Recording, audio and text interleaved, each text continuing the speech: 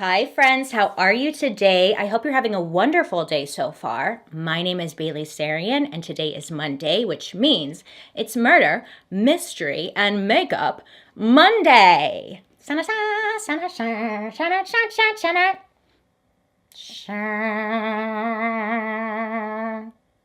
so much. Thank you. If you're new here, hi. My name is Sarian, and on Mondays I sit down and I talk about a true crime story that's heavy on my noggin, and I do my makeup at the same time. If you're interested in true crime and you like makeup, I would highly suggest you subscribe because I'm here for you on Mondays. Okay, so can I just tell you something really quickly? So for Halloween, I had two other ideas planned with full body painting, just trying to take it up a notch. And I was really overthinking it yesterday. And I was like, I don't know, because the next two stories I'm doing are pretty gruesome. And I just feel like painting my body while doing so, I don't know how I feel about it.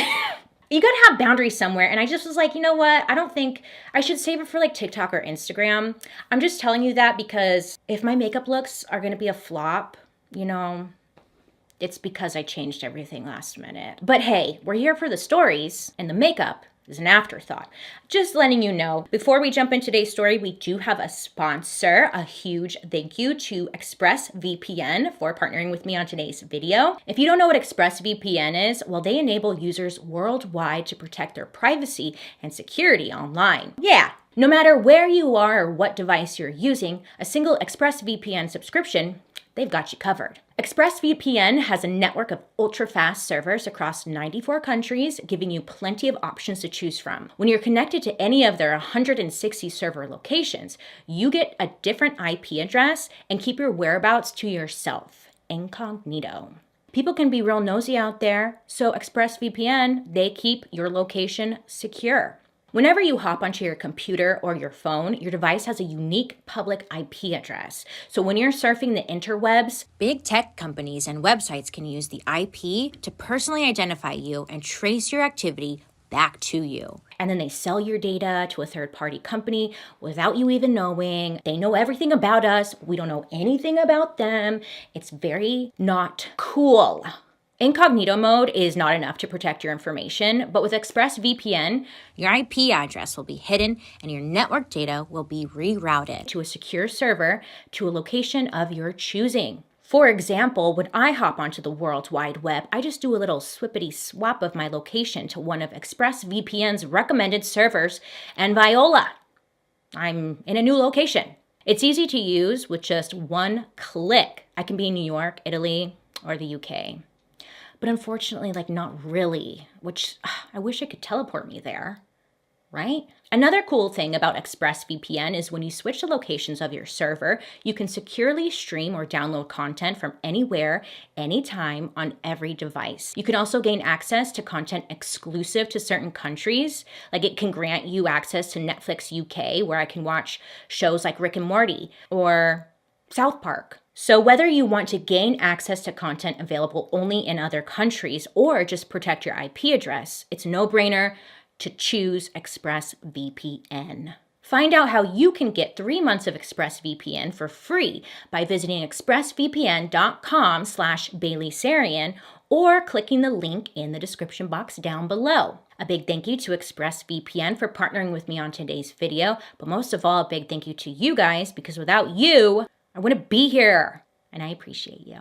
Thank you so much. Today's story is pretty gruesome. Just a little disclaimer. So I'm sure you're aware, but people are not always what they seem. Someone you may think is super nice on the outside, oh my God, I love them, great. And then you have no idea what's really going on in their house, hiding in their closets, or maybe even below their floorboards, for that matter. Today's story is about a family man who was involved with his local community. He seemed to be very well respected in his neighborhood, and his friends loved him. And he would even spend his free time volunteering at hospitals and charity events. And sometimes he would do so dressing like a clown to entertain kids. You may be familiar with this story. That's right, we're talking about John Wayne Gacy. So, John Wayne Gacy was born on St. Patrick's Day, so March 17th, 1942, to a man by the name of John Stanley Gacy and his mom, Marion Elaine Robinson. Sorry. I mean, what did you expect? Me to pronounce everything correctly? I don't think that's how you say her name. It doesn't matter. But John Wayne Gacy, he was named after John Wayne, the Hollywood actor, super famous for all the Westerns, which, side note, not long ago, I went to an estate sale and it was like not far from where I live. And it was the home of a John Wayne impersonator. I guess he was like the body double for the actual John Wayne. Super old guy, but it was an estate sale, so RIP. Anyways, so he had the coolest stuff and I bought one of his hats. Yeah. Anyways, back to the story. Okay, so John Wayne Gacy, he was the middle child. He was sandwiched between two sisters, and they grew up on the north side of Chicago. Like many of the people we talk about here, John did not have the best childhood, okay?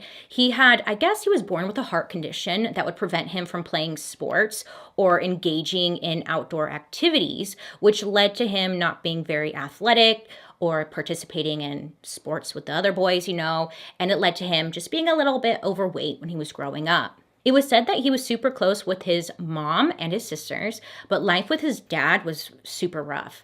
His dad was said to be an abusive alcoholic who was physically abusive to his wife and all three of the kids. And John seemed to suffer the most abuse from his father. Maybe because he was the only boy, but not good, just not good.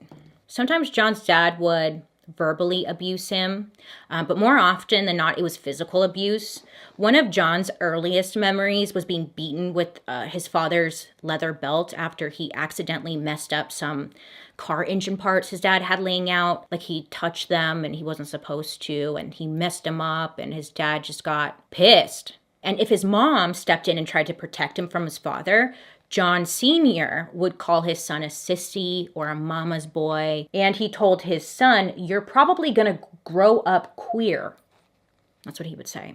Super supportive father, as you can tell. Now, John was exposed to sexual stuff at a really early age. At the age of 5, he said that he was fondled or touched by an older girl. And then in 1949, when John was 6 or 7 years old, he and another boy were caught fondling a young girl.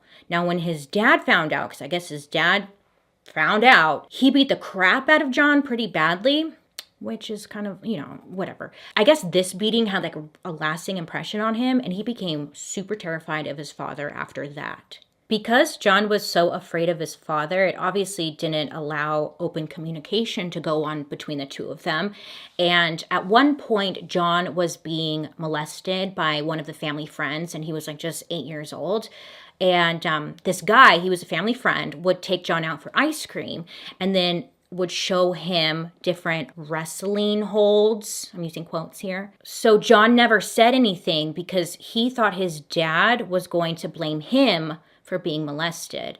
And his dad was the kind of person that could always find a reason to beat him up or just to beat on him because that's just how he was. He really didn't even need a reason to beat up the kids. It does get to one point where John tells his dad that he doesn't want to hang out with the family friend anymore, but he doesn't tell him what's going on exactly, but he just tells him, "I don't want to be alone with him anymore."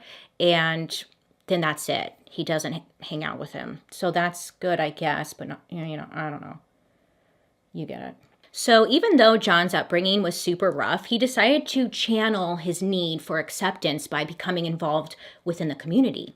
And at the age of 18, John became an assistant precinct captain for a Democratic Party candidate. That was a mouthful for me. And then later on, he would become a precinct captain. For those of you who don't know what the captain does, because I didn't, they're essentially elected.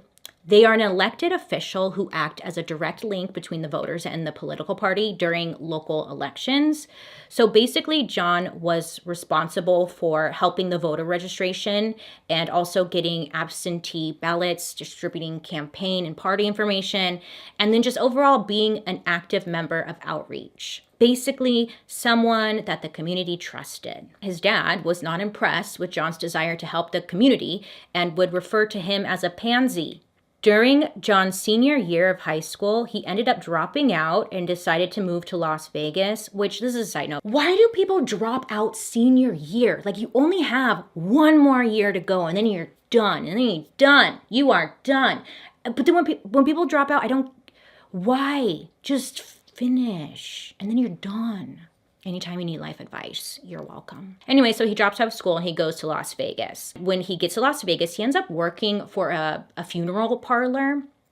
Now, this is like already in itself very strange because he gets hired at this funeral parlor and they find out that like John doesn't have anywhere to stay. He like moved out there and he's not settled, right? So the owner of this parlor was like, you can live here in the funeral parlor. And they set up a cot for him behind the embalming room, which is like, okay, I don't know. Okay. It's a choice. Creepy place to live full time, but John, I think he was happy just to have a place. Who knows? But John just seemed to like it because when he would sleep there in the cot, he'd be in the room, the place alone, right? So at night, he would climb into one of the coffins, or some of the coffins, and cuddle up with the body of someone that was in the coffin. So there was one time that it was a teenage boy who had passed and was like in the coffin. So he gets up and he gets in there with them and cuddles. Yeah, so that happened. John was, quote unquote, pretty normal. He was an active member in the community. He was outgoing. People seemed to really like him. Like, you would never know that something was off, but I think at this point it was the first sign that something was different with him. Yeah. And even John in later interviews said like it was at this moment that he kind of like a light bulb went off on his head and he was like, okay, what I'm doing is wrong. Like, I'm in here petting a dead body. And then he kind of went into like a state of shock is what he said. It was like a wake-up call in a way, an awakening, but not like an awakening to where he's like, I'm going to be better. It seemed like it was a dark awakening. He wakes up, he decides, you know what? This Las Vegas thing isn't for me. And he calls up his mom and he's like, Mom, can I come back home? Will Dad let me come back home? And she's like, yeah, you can come back home. He forgives you for dropping out of school, moving to Las Vegas, but it's fine. Just come home. After being in Vegas for only 3 months, John moves back home to Chicago with his parents. So when John moves back home, he then attends business college, and then he ends up graduating in 1963. And then John gets a job working at a shoe company that asked him to relocate to Springfield, Illinois, where he then is working as a salesman. So once again, when John moved, this is when he decided to get active in the community again, but this time in Springfield. So he joined a local nonprofit leadership training organization that focuses on business development, management skills, and also community service. And it's called the Gacy organization. And John must have really loved working with them because he busted his ass and he spent a lot of time with them. After spending so much time with them, he ends up becoming the vice president of the organization in 1965, and he was named the third most outstanding JC in the state of Illinois. He's number 3. He's number 3, Wow. During this time is when he meets a coworker named Marilyn Myers, and they start dating. And then after dating for a little bit of time, they get engaged. Ooh. So 6 months after they were engaged, they got married. But during that time, Johnny Boy was not exactly faithful to Miss Marilyn. He tells Marilyn that one night, or somehow she finds out. But one night he gets really drunk and then he gets a blowy from one of the fellow JC members. Babe, I didn't even touch her. She touched me with her mouth. I didn't cheat. She did it. But she ends up working through it with him. And John and Marilyn proceed to still get married. So we're not judging because, we're judging, kind of, but not really. But So the two of them get married, and John's new father-in-law, he happened to purchase 3 different KFC restaurants in Waterloo, Iowa. KFC, Kentucky Fried Chicken, you know, hell yeah. So he purchases 3 of those, and he goes to John and he's like, hey, like, would you like to be a manager of my 3 restaurants? I need a manager. And John is like, hell yeah, like, this is a very great opportunity. Very secure job, great money. So Marilyn and John, they pick up and they move to Waterloo. John would later describe his time in Waterloo as being perfect because it was just a great job, a perfect marriage, according to him. Marilyn gave birth to their son in February of 1966, and then their daughter in March of the following year. And John was just working his butt off at these KFC restaurants, and he was also active at the local Gacy chapter. And again, it wasn't long before he became vice president of the Waterloo JCs. The people at the JC meetings, they like loved John because he would bring in Kentucky Fried Chicken to all the meetings, and he insisted everybody call him the Colonel. I don't know. I guess he just liked when people liked him. Anyway, so top it all off, when his parents came to visit him in 1966, his father was actually proud of him, and he pulls John aside and like apologizes to him for all the physical and emotional abuse he inflicted on him when John was younger. And John Sr. even went so far as to telling John, like, I was wrong about you. And then he shook his hand. And like that to John was a groundbreaking moment. His dad was proud of him. I mean, he finally got his father's approval, something he could never get. And yeah, it just had a very big effect on him. But not everything during these perfect years were indeed perfect. Of course not. John and the other members of the Waterloo JC were heavily involved with drugs, porn, picking up sex workers, and wife swapping. It seemed like a bit of a party organization, which that's fine, I guess. But wife swapping, not the show. Like kind of like it's like a swingers party, it seems like.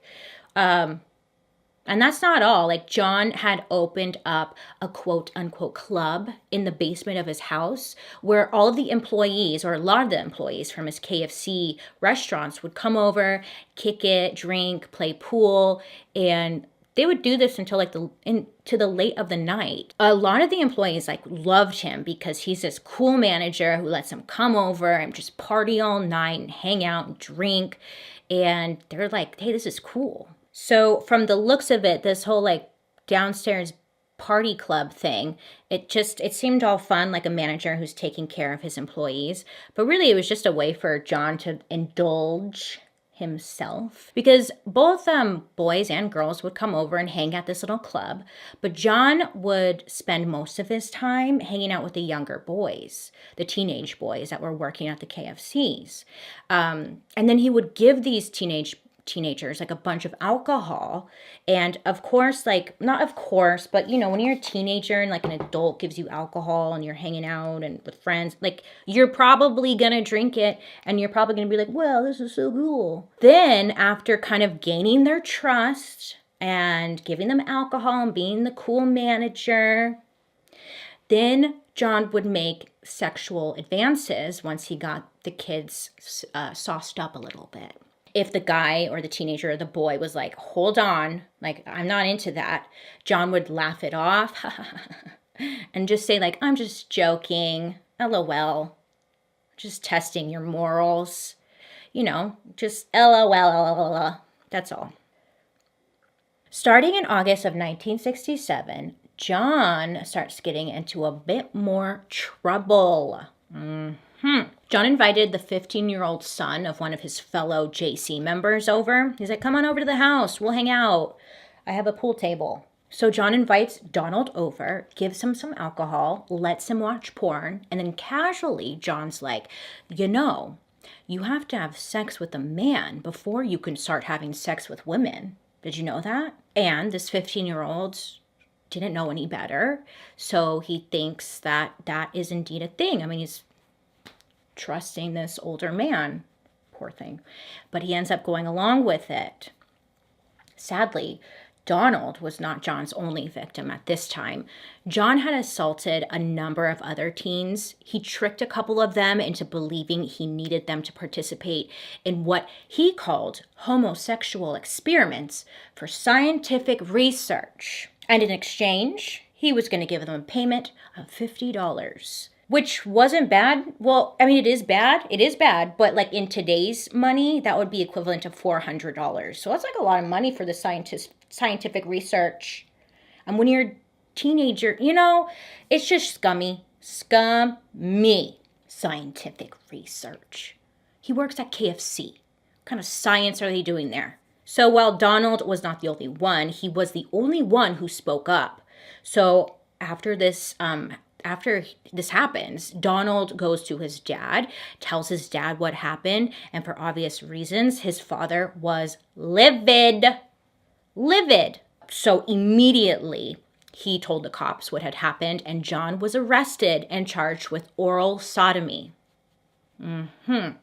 Now, John denied, because it came out like publicly. So he was like, he's just denying, right? Because he needs to maintain this good image. Deny. He was claiming publicly that Donald's father was doing this for like political reasons. And to prove his innocence, John was like, I demand I be given a polygraph test. Like, I'll prove to you guys that I'm not lying.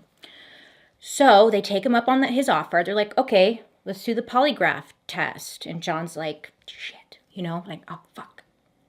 So they go along with it. They hook John up to give him the polygraph test, right? And they ask him, like, hey, did you have sex with this boy? And John says, no, I did not. But the lie detector test determined that was a lie. He failed. And because of his actions, John was indicted on the sodomy charges on May 10th, 1968, as he should be. So obviously, John is not very happy. He's not very pleased with Donald going around making these wild accusations that he did something that he definitely did, but he didn't want him to say it, So John is like, I need to stop Donald from testifying, and then everything will get dropped. So on August 30th, John decides to hire one of his employees to approach Donald and rough him up a little bit in order to convince him not to testify. In other words, scare him or beat him up so he wouldn't testify. Now, Donald was approached by these aggressors, and luckily he was able to escape. So at first, the employee denied. He's like, I didn't do anything with me. But then eventually, it didn't even take that long before this employee just threw John under the bus. And he's like, well, actually, John hired me to beat him up. So because of this, John was once again arrested, and he was given an additional charge for trying to intimidate a witness. Not long after that, John was ordered to submit a psychological evaluation, and doctors end up diagnosing John with antisocial personality disorder, but they also determined that he is fit to stand trial. They do warn the judge that John most likely wouldn't benefit from therapy or treatment, and he would probably commit assault again. This is what they tell the judge. He's probably going to do something again, and nothing's going to save him. Essentially. And honestly, somebody should have listened. Somebody should have maybe listened to him. But they didn't. Of course they didn't. Why would they do their job? We don't know.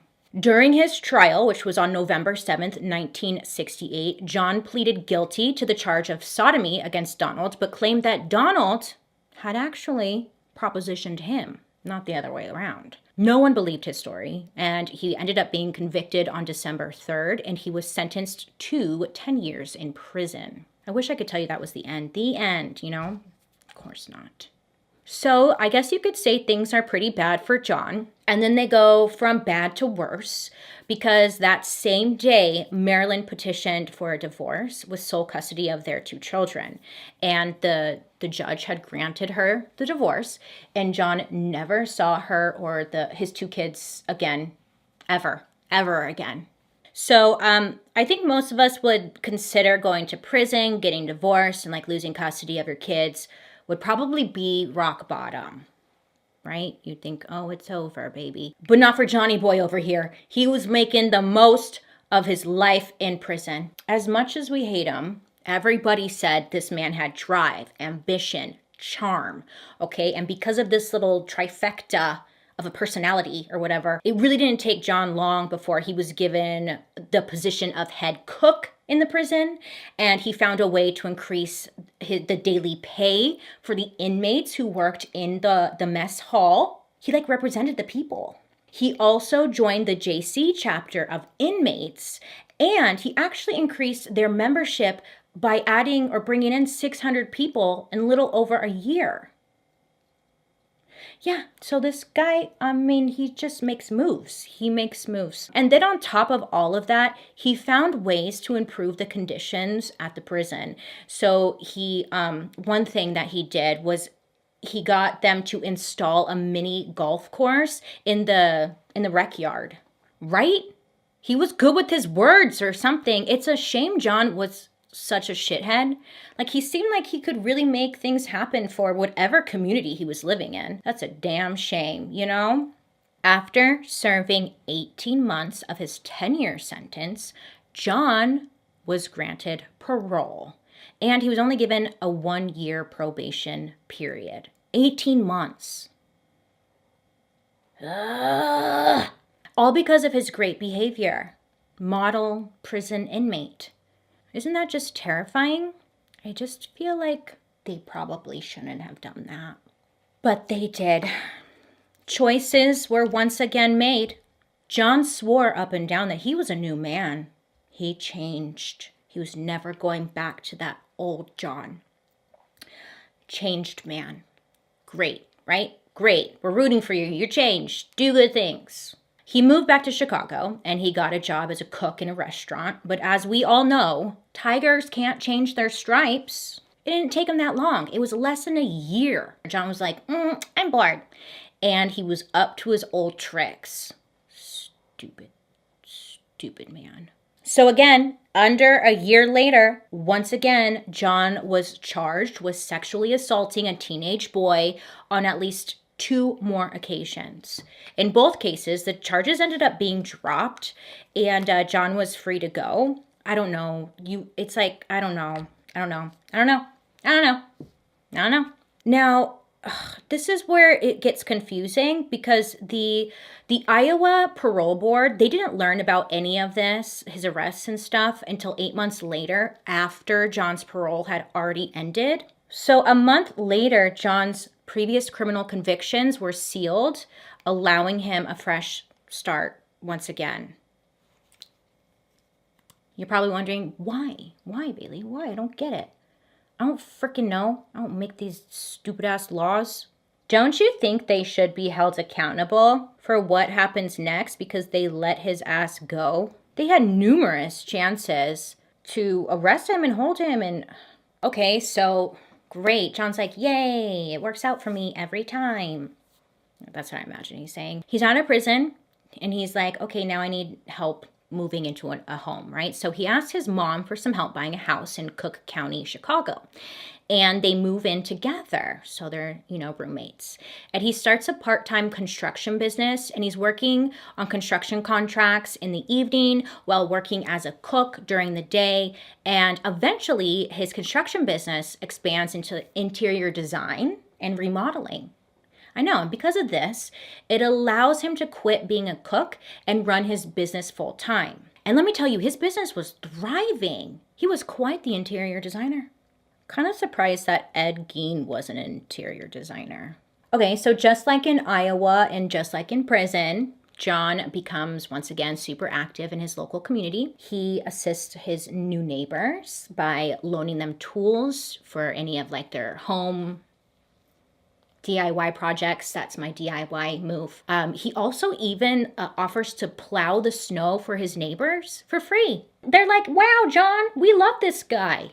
And then during the summer, it was said that John held the most epic backyard barbecues. Okay. Sometimes the guest list to his party were as long as 400 people. So it wasn't even a backyard barbecue. It was like a block party. And it was said that John just knew how to throw a really good party. At this point, John was also introduced to another club that really piqued his interest. It's called the Jolly Joker Clown Club, and they would volunteer at parades. fundraising events, children's hospitals, and people would dress up as clowns and go and make people happy by being a clown, you know? So John gets into this and he creates 2 different clown characters for his events that he attends. One of the clown characters was named Pogo the Clown and the other was Patches the Clown. Now John would say that Pogo the Clown, he was more fun. He was more fun. He was like, yeah. And then Patches was a little bit more serious. He was like a serious clown. It just depended on his mood, who he wanted to be that day. Years later, during a conversation with detectives when John was under surveillance, he actually talked about his volunteer work as a clown and then like casually says, clowns can get away with murder. I mean, if that's not foreshadowing, I don't know what is. I just feel like most people are scared of clowns. But maybe not at this time. People weren't scared yet. I don't know. Clowns are so scary. So John's life is really looking up, right? He's got this fresh start. He's got this house with his mom. He's partying. He's back in the organizations. He's volunteering. And he also got a fresh start on his love life as well. He ended up reconnecting with an ex-girlfriend from his high school, and her name was Carol. And at this point, she already had 2 daughters. But John was like, you know, why don't you move in with me and you could bring your 2 daughters? Great. So she did. So she and her 2 daughters move in with John, and then they get engaged pretty quickly, and then they get married on July 1st, 1972. So the marriage just wouldn't last that long, okay? So about 3 years after they got married, John just out of the blue tells Carol one day, I just want to let you know that I'm bisexual. Not really sure how she reacted to that, but she stayed. Maybe she's supportive. But on Mother's Day of that year, John gave her a pretty shitty gift, to say the least. So the 2 of them engage in sexual relations. And then after having sex with Carol, John tells Carol, like, oh, by the way, this is the last time we're having sex. Ever. And Carol's like, what? Like, what does that mean? What do you mean? Huh? Like, I've got follow-up questions. And he really didn't explain at all as to why this is the case. She was confused, but she also thought maybe it's just a phase, right? Maybe he doesn't mean it. What does he even mean?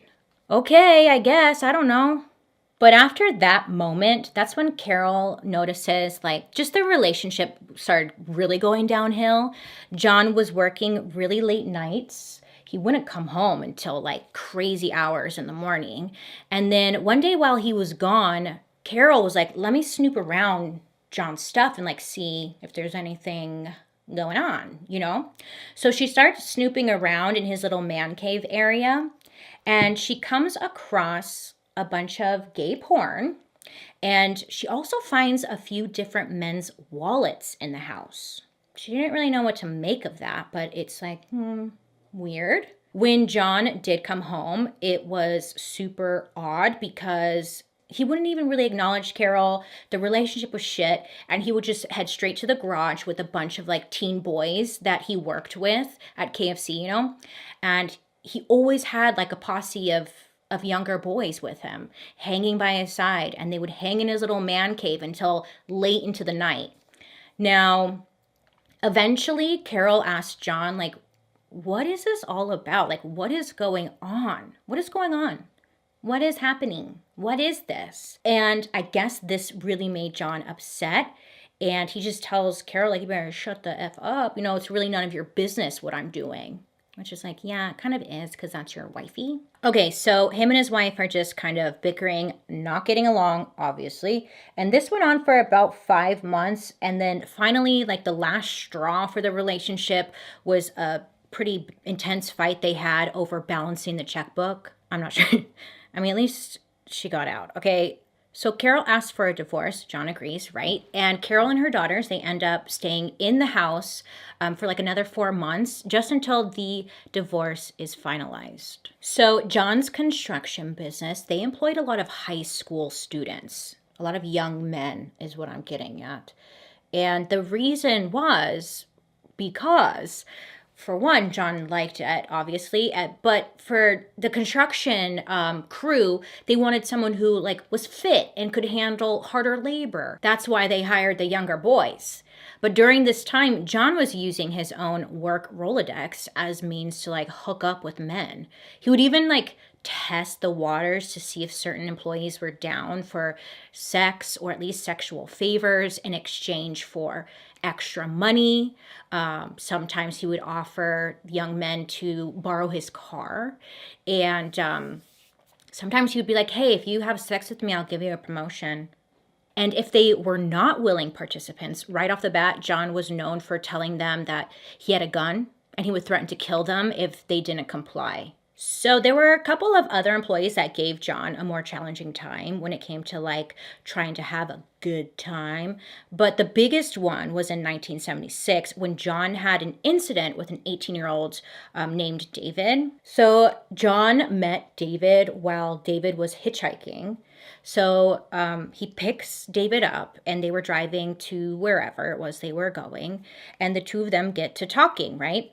And John learns that David, he has nowhere to go. He has no job. And John's like, great, I have spare rooms at my house. And I own a construction company. So John offers David a job at his construction company. And he also offers David to move in with him as well. I mean, he's got the space now because Carol and the girls, they all moved out. He's like, the house is kind of quiet. There's plenty of space, I'm just being nice. David's like, cool, thanks. I mean, he takes him up on this. Unfortunately, John can't seem to keep it in his pants for too long because that very night, he learns that it's David's birthday and he's turning 19 years old. So John learns it's his birthday and he's like, hey, we should celebrate. You're 19. We're alone in my house, So they're drinking, they're celebrating, and then John's like, everybody loves a birthday, clown. Oh, God. So John decides to dress up in his pogo clown outfit. He's like, I just want to make it more like a birthday celebration. So he does that, and he's like, everyone loves a clown at a party, right? So I guess it was all fun and games, whatever. And then John, dressed as the clown, he somehow cons David into putting on a pair of handcuffs. He's like, let me show you this trick. And he gets David to put his hands in front of him and then handcuffs him. And then I guess at that very instant, that's when like the mood changes. John grabs the chain of the handcuffs and like swings David around and just straight up tells him, I am going to rape you. And David was like, fuck. No, you are not. So he fights back. He ends up kicking John in the face and manages to get himself free. From what I've read, John was a pretty convincing guy. He was a good talker, wasn't he? I don't know, but he ends up somehow convincing David that like, oh, this was just a joke gone wrong. No, I was just joking. And I don't know, he's just able to talk his way out of it, convinces David that it's all okay. And he's like, you don't have to move out. You could stay here. It won't happen again. So David continues to stay with John. So whatever he said, it just, yeah, you get it. It worked, I guess. It wasn't long, though, until John tried to rape David again. This time he did it in a way more threatening way. Maybe it was the lack of clown costume or the fact that he said, quote, Dave, you really don't know who I am. Maybe it would be good if you give me what I want. It was a quote, end quote. Once again, David is somehow able to hold John off. John gets extremely frustrated and eventually just gives up. As he's leaving, John tells David, like, you are not any fun. And then after this incident, David finally decides to move out. He would still continue to do work for John here and there over the next 2 years, but he really just tried to stay away. So around this time, John actually decides to up his game and go further than just assaulting these boys, okay? He's ready to take it to the next level. There were a number of young men and boys who were wrapped up in a night of drinking with John at his house and maybe even doing some drugs when John would bust out his handcuffs and tell them like, hey, do you guys want to see a magic trick with my handcuffs? He would handcuff himself to like show everyone that they're magic handcuffs. But he would handcuff himself behind his back and then magically escape. But really, John just had the key hidden in his hand and he was able to get out of the handcuffs. So there was no magic. Okay. So once he showed them this trick, he's like, do you guys want to learn how to do this trick? I could teach you. And one of the kids would be like, yeah, like show me. I want to learn how to escape from handcuffs. So John puts the handcuffs on a kid who's there. And he's like, I'm going to show you how to get out of this, right? Once the handcuffs are on, John would then reveal his secret to escaping this magic trick was by having a key. That's the trick. While his victims were handcuffed, John would often take advantage of these men and boys by raping them or often just straight up torturing them. Like sick torture, abuse, awful. Ugh. Just all bad. It was real bad. So finally, John would show his victims the finale, another trick he had. This one was called the rope trick. And the rope trick was essentially John tying a rope around their neck and then strangling them to death. It was no trick. He was murdering them. Yeah. And as John was performing this trick on different victims, he seemed to get like progressively more and more aggressive. Some of them he would just strangle with the rope, which is still awful, not trying to say it's not. Some of the victims he would shove underwear deep into the victim's throat, which would lead to them dying from asphyxiation before the rope trick came to play. So yeah, it was a lot. It was a lot. So it went from John just sexually abusing and raping boys to now full-blown murder. He was loving it or something. So when John's victims were finally dead, John would often hide the body under his bed for like a full day. And then he was like, okay, I should probably move them somewhere. So then he decided it'd be best to move them under the crawl space under his house. Crawl space. Some of the bodies he treated with quicklime every once in a while to kind of move the decomposition process along just a little faster. And then on other victims, he would try to embalm them. It's unclear like who got what treatment and why. I think he was just kind of playing around. I don't know. This dude was just hell sick. Honestly, John didn't really seem that picky about who his victims were, as long as they were young and they were boys, young men, young gentlemen. Sometimes he knew them. Sometimes they were like just random strangers he would see at a bus stop or maybe hitchhiking or just walking along the street. There were also a number of ways John trapped his victims. Some of them, it seemed like most of them, he promised them a job working for his construction company. I mean, because he had this company, so it was kind of like, hey, I could give you a job. You get it. Yeah. So he was like, I could give you a job. Of course, a lot of them were going to say, yeah. And then other times it was like, hey, you should come back to my place. I have alcohol, drugs. I could give you sex in exchange for money, or you can give me sex in exchange for money. And that was just like ways he got the victims to go back to his house. Now, the scariest thing of all was there was one point where John was able to get his hands on a police badge. Whether it was fake or not, he was just able to get his hands on a police badge and like a little siren light that he would put on his car. And he would trick victims into believing that he was a police officer. That is super fucked up. That's scary. Now, mind you, all of this could have been prevented because he was in prison and he was sentenced to 10 years and he should have been there for 10 years, but instead he was released. And even after that, he got just way too many chances. Stupid man. John had been pulling these stunts since 1972 and he was getting away with it for a pretty damn long time. So, you know how he was married to the second wife, wife number 2. Now, there was a lot of debate. There's a lot of question, like, how much did she know? Did she know anything at all? How could she not know? And it was believed that in certain cases that she may actually have known what was going on, or that John had forced her into staying silent about his crimes. And many believe that she may have been a forced accomplice. But there's great debate on that one. So also, many people have wondered throughout the years, like, why didn't the local police notice anything going on? I mean, there was like a bunch of people going missing. Like, how come no one saw nothing? Nobody questioned anything. No one reported these people missing. Like, it's just bizarre. Now, cops said that they saw plenty of young men going in and out of John's house over the years, but none of these guys, at least the ones that were able to leave, came out and like said anything against John. I'm assuming here that they were probably either threatened, maybe embarrassed, scared, or maybe they didn't get, I doubt they didn't get something from John. But, there's many reasons as to why people don't speak out, but that may be why nothing was said. But it's just bizarre that like all these people are going missing, and it's just weird. I don't know. One source had said that the police believed these victims were just runaways. And then another said that the police didn't want to do anything because it seemed to be like homosexual stuff and they didn't want to touch it.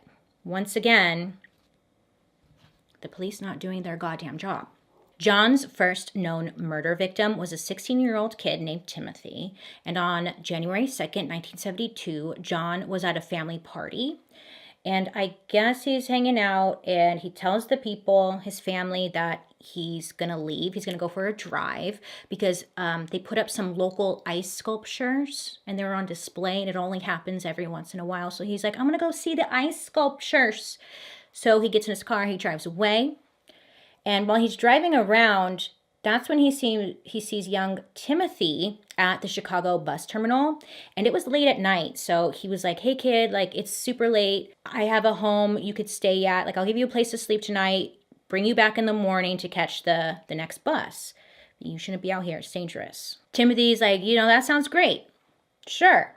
So he gets in the car with John and they drive around. John, I guess, drives him around like the city.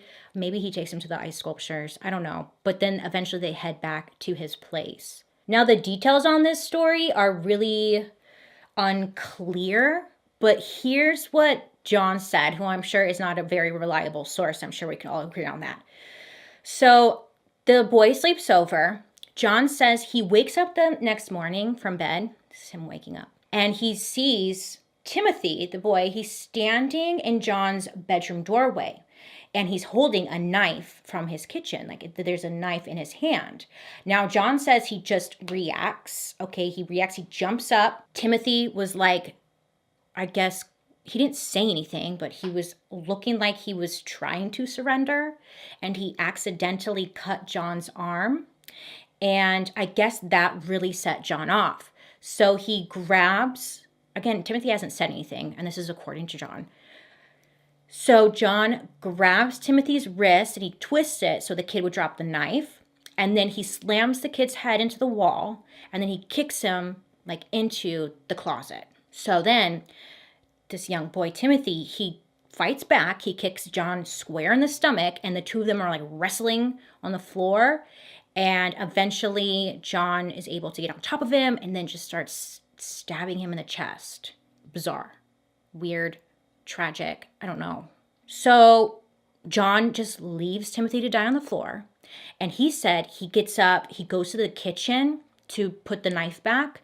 And that's when he notices like there was an open carton of eggs and some bacon on the counter. And the kitchen table was set. And John's like, oh, I think Timothy was like just coming to ask how I like my eggs cooked. Whoopsie. Yeah, I don't know.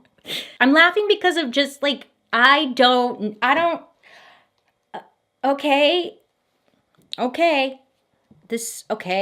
So this whole thing, John would say in later interviews that this whole situation, this experience, it gave him a mind-numbing orgasm and he just was very sexually satisfied from what just happened. Yeah. And that's the moment John said he realized that death was the ultimate thrill for him. So he's like, you know what? I really worked up an appetite. He eats the meal that poor Timothy was making for them. And then once he's all done, he gets Timothy and puts him in the crawl space under his house. And then later on, he goes back and covers the area with like an additional layer of concrete. So after killing Timothy, I guess this like satisfied John for quite some time, because he waited about 2 years before he killed again. And as time went on, John started to be less cautious and started to get on the police's radar a bit. You see, in January 1976, Chicago police suspected John was responsible for the disappearance of a 9-year-old boy. The problem that they found themselves in was the fact that John lived near the O'Hare Airport, which technically was outside of their jurisdiction, which means like they're not allowed to build a case against him. It would have to be the other police department.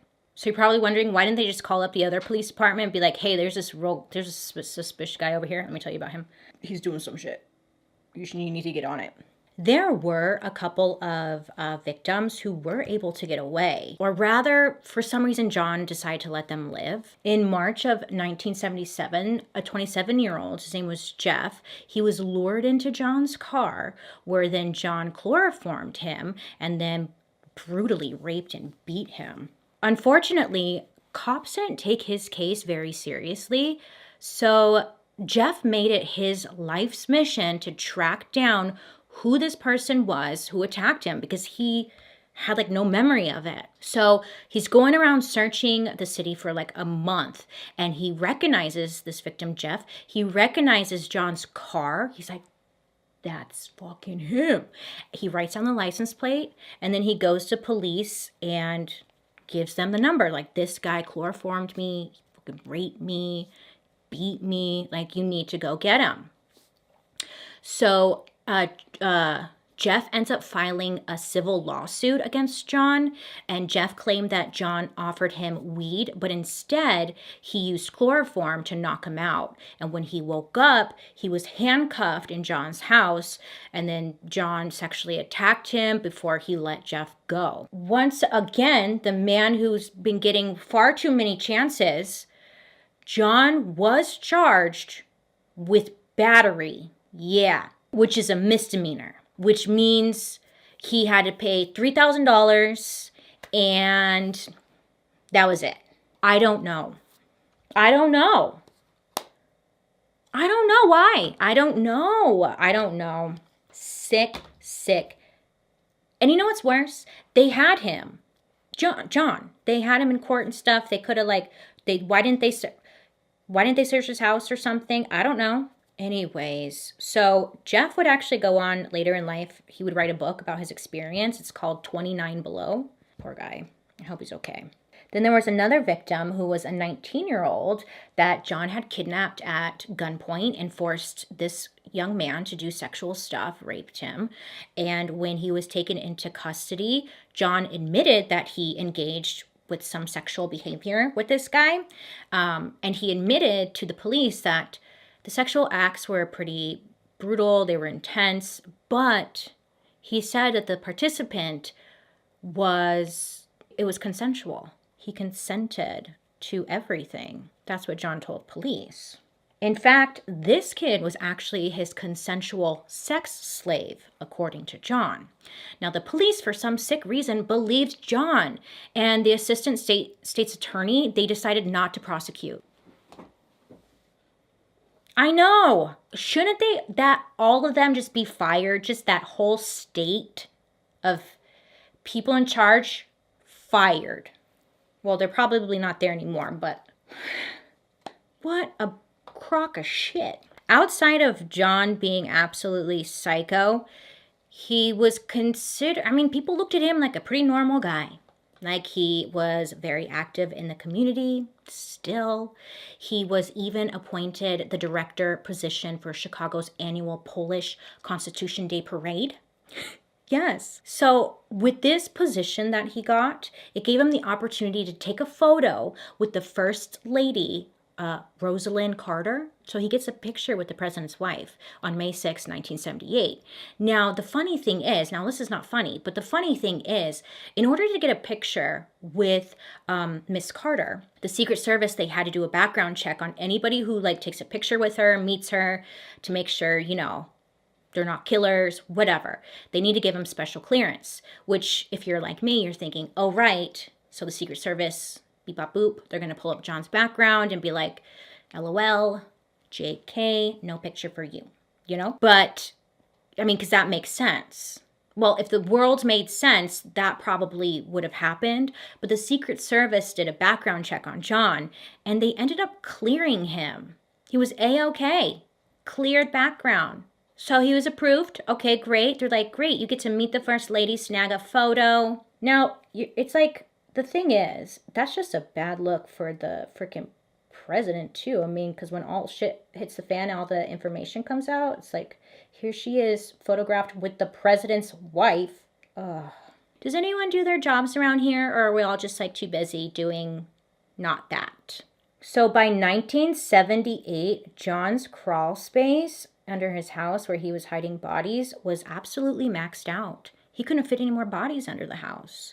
So he was like, you know, I could put bodies up in the attic, you know, that's an option. But he realized that it's a terrible option because the bodies would probably leak when they decomposed, and then it would come through the ceilings and just be a big old mess. So instead, John decided it would be best if maybe he stopped using his house as a graveyard. So instead, he started to throw them into the local river, Des Plaines River.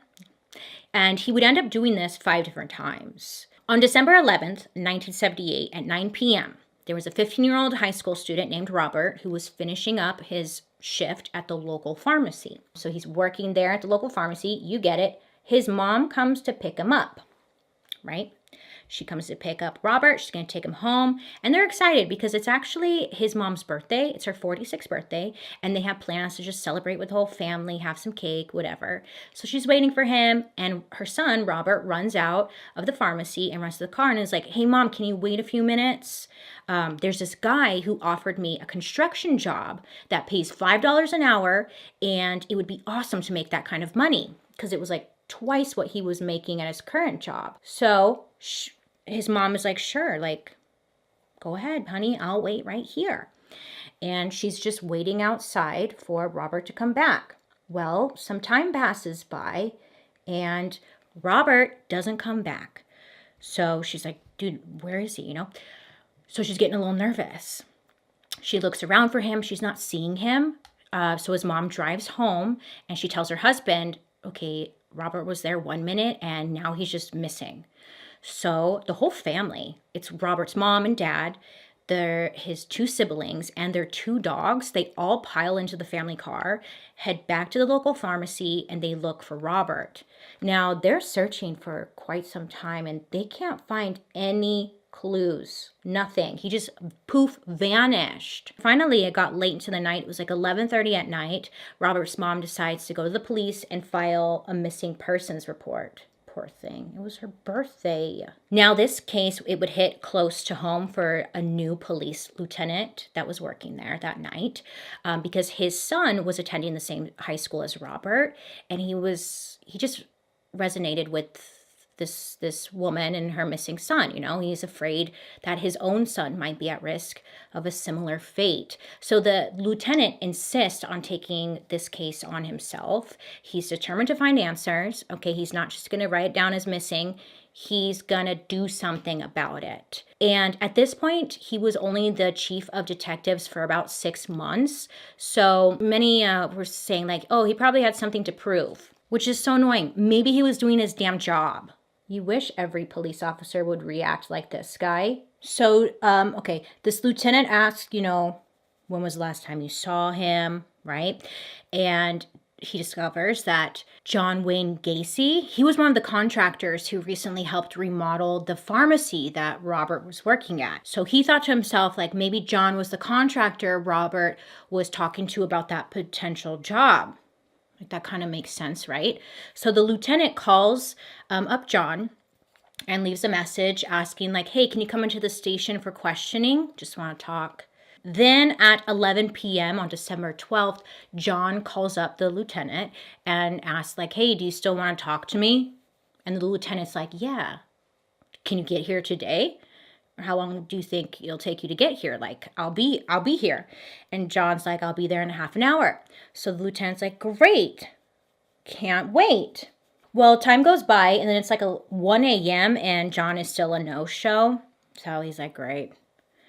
But you know what? John was actually super busy at that time, because when John had called up the lieutenant, he actually was in the middle of something. He was in the middle of taking Robert's body and trying to get rid of it. So he's on the phone with the lieutenant, click, right?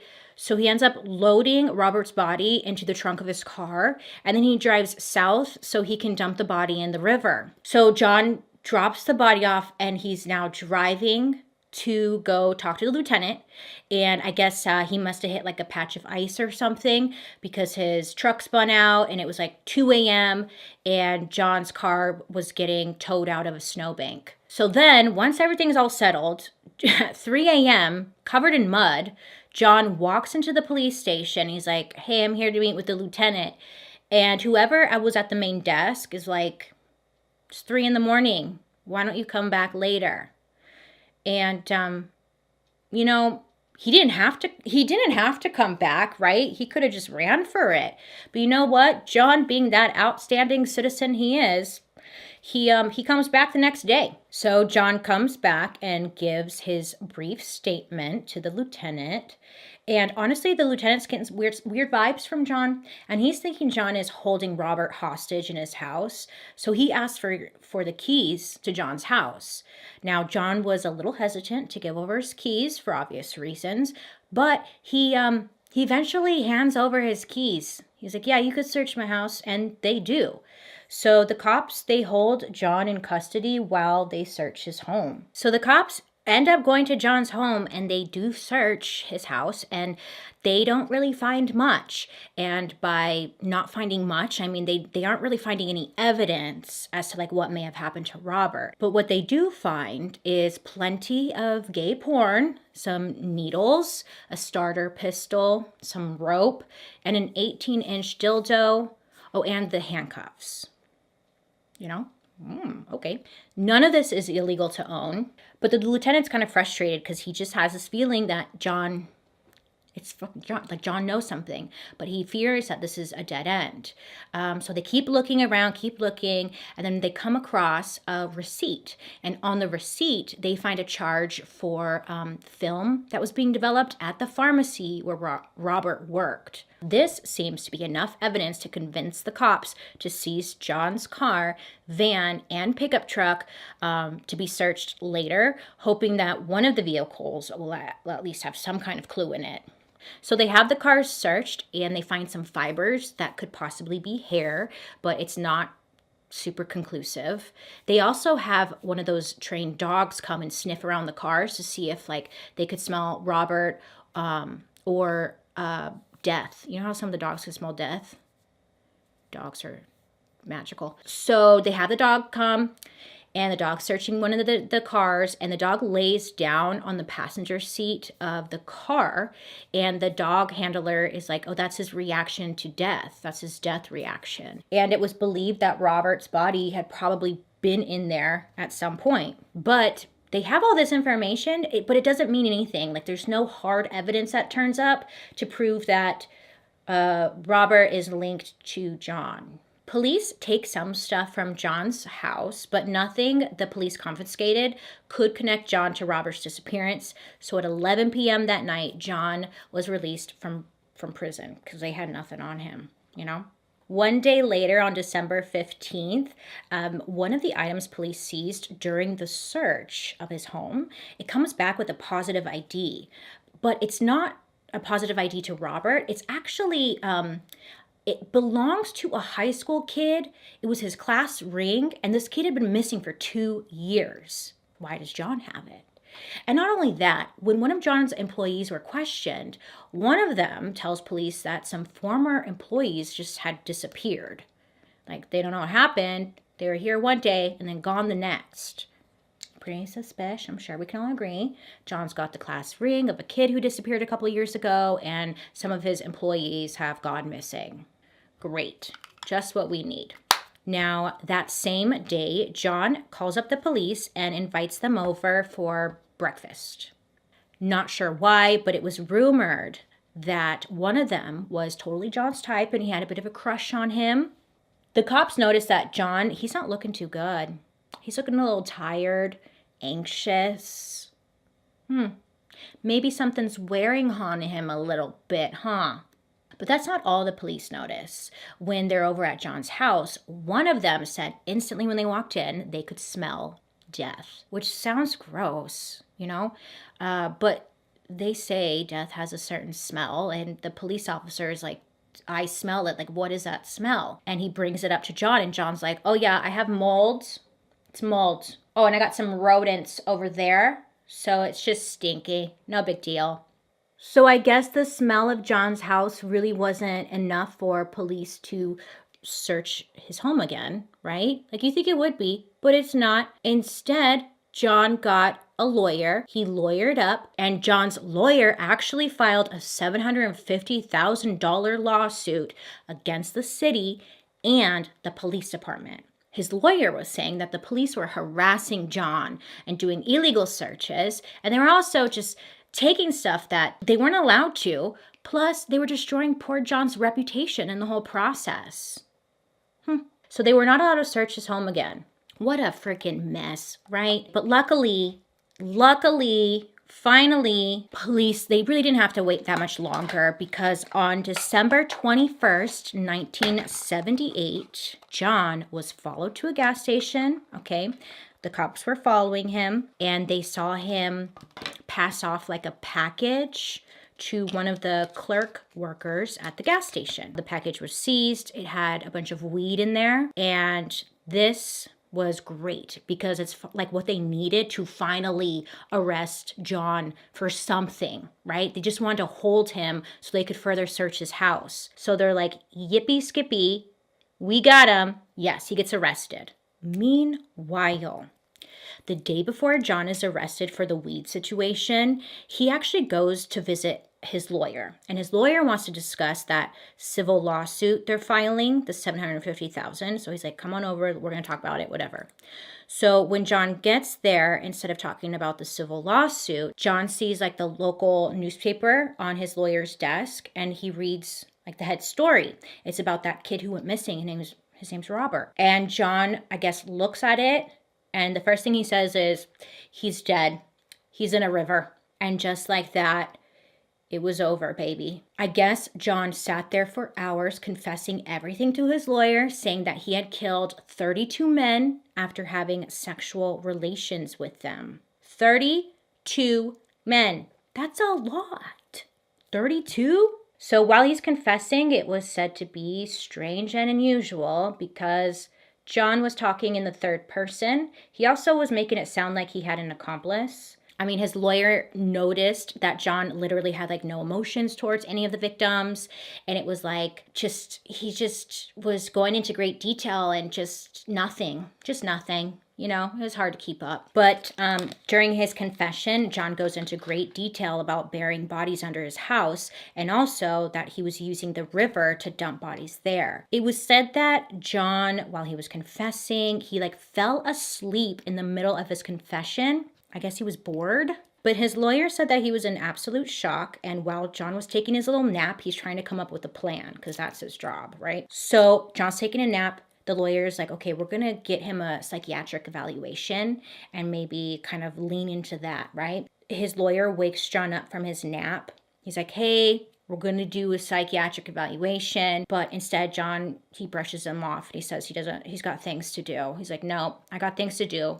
And then that's when he gets up to leave, and he goes to the gas station to deliver the weed, where then he gets arrested. So John's arrested once again, and during this time, the police get another warrant to search his home. They also interview one of John's employees, and they learn that a while back, John had asked his employee to dig a trench in his crawl space. They asked another employee who said that he helped dig some trenches and spread lime in them. And then he told police that the trenches were pretty small, kind of like the size of a shallow grave. Now, there are many speculations, many rumors that these two employees were involved with the murders. They were accomplices, to John. That's a big debate. They say no. They stood by the fact that they had no idea what the trenches were for or what John was up to. Many believe that's untrue, but either way, police got the information they needed from him, or them, I should say, and knew okay, they must be in these crawl spaces, right? That's where Robert's going to be at. They didn't even know what they were getting themselves into. They thought they were just going to find Robert. Nay. So while police and stuff are searching John's house, they have John being questioned back at the station, right? And they're trying to get a confession out of him. And cops are like, we're going to tear up the floors of your house. We'll have to do whatever it takes to find Robert's body. And John's like, I'm telling you, Robert isn't there, but you might find other people buried in the floor. And then he goes on to say that there's another guy buried in the floor that I was forced to kill in self-defense. And the police are like, oh God, what? John ends up going back to the house with police, and he uses a spray can to kind of mark on the ground where bodies are buried at. So he marks a couple of spaces for the police, but while searching the crawl space under John's house, they come across a trap door. And when they open up this little trap door, they find numerous body parts.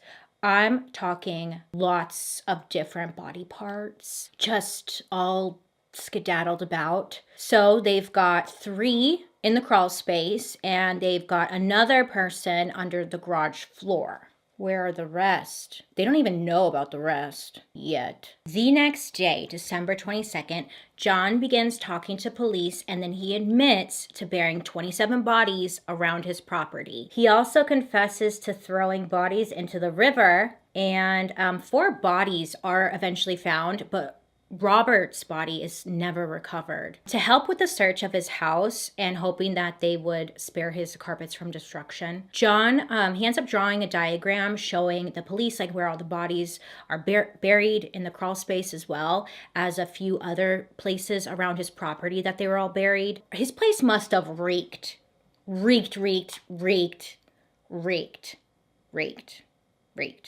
After all this, John is moved to the hospital because they think there might be more going on with him. And John tried really hard to convince them that he had multiple personality disorder. He claimed that he had 4 personalities, and they had 3 psychiatric experts not work on him, diagnose him as a paranoid schizophrenic with multiple personalities. But the prosecution, they believed that he was sane and in full control of his actions, that, he'd be tried as himself. So after searching John's house even more, they don't come across just 27 bodies like John had originally confessed. They end up finding 29 bodies in total, and 26 of them were found in the crawl space alone. The hell? So when they get into the crawl space, that's when they just realize it's a freaking hot ass mess. The bodies are dismembered, and just heavily dismembered, in a really bad shape. And investigators said that they went to the local McDonald's. I'm not kidding. They went to the local McDonald's and they asked to borrow a fry basket to help them sift the soil in hopes to kind of get everybody together. So by the time they had finished, John was now being charged with 33 counts of murder. Dude, that's insane. And they were all buried in his house. Ugh. What a weirdo. So, okay, arrested. Trial is coming up. Great. February 6, 1980. John was being charged with 33 counts of murder, and he had technically been convicted of more murders than anyone in American history. So that's cool, I guess. I guess he's happy about that one. Now, because John had confessed, it was mainly like the whole purpose of the trial was more about deciding if he was insane or not versus him being guilty or innocent.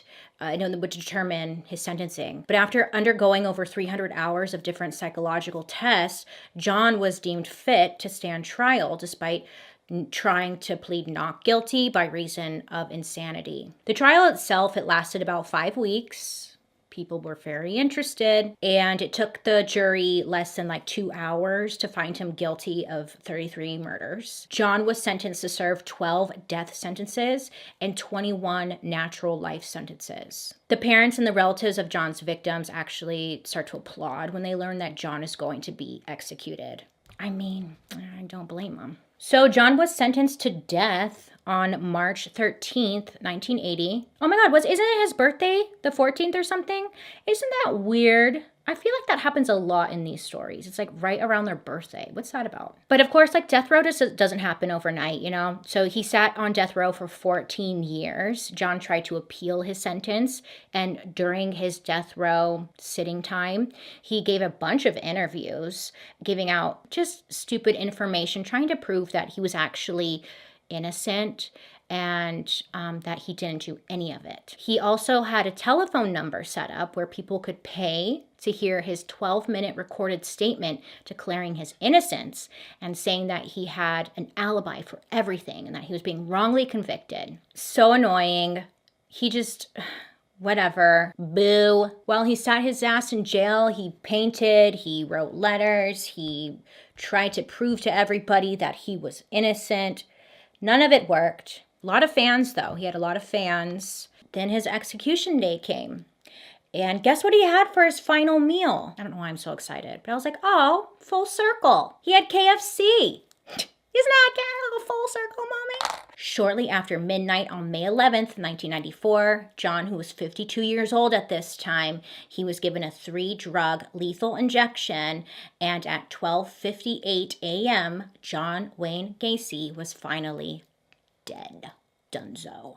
Now, there are actually rumors that John's final words were, quote, "kiss my ass." Everyone believes that that's what his final words were. The state attorney who tried the case and who was there said that that wasn't true, but maybe he's just saying that. I don't know, who knows? But everybody thinks he did say that, and they kind of just run with it. Kiss my ass. They're like, yeah, he's the fucking rock star.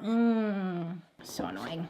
After going through all the victims found under and around John's freaking house, investigators, they still had 8 bodies that they could not identify. Regardless, it was really important to everyone involved with the case that they were still given proper funerals, even if no one knew who they were. So they made them different gravestones saying, we remembered, and the date that the body was buried. It was really sad. Over time, DNA, became a thing, and they're able to ID people based off DNA evidence. So 2 of the victims, actually, they were able to link with their DNA. So they were able to ID 2 of them. However, to this day, 6 of the 8 victims still remain unidentified. So that, my friends, is the very long story of John Wayne Gacy. He was a man with too many chances. Oh, hold on. I have a headband.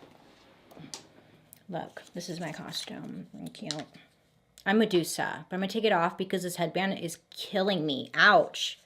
Would not recommend. So, John Wayne Gacy. Dude. Wild. Gross. Ugh. 33 victims.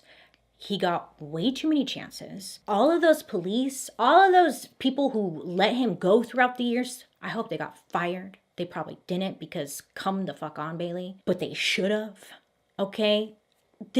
How 33 victims and they never let me think, where are all these people going? It's just bizarre, the whole thing. And then his wife was living under the same roof, and it's didn't she smell anything? Or wonder why they were freshly moved dirt and stuff, and she's like, what's that about, you gardening? I don't see any flowers. It's just weird. And I don't want to believe that she was in on it. I don't know. But golly gee willikers. John was fucked up. Okay, super fucked up, and he's a super scary type because to your face and whatnot, he seemed like a super charming guy. Everybody loved him. Everyone thought he was normal, and he was very involved with charity. Just creepy. Creepy.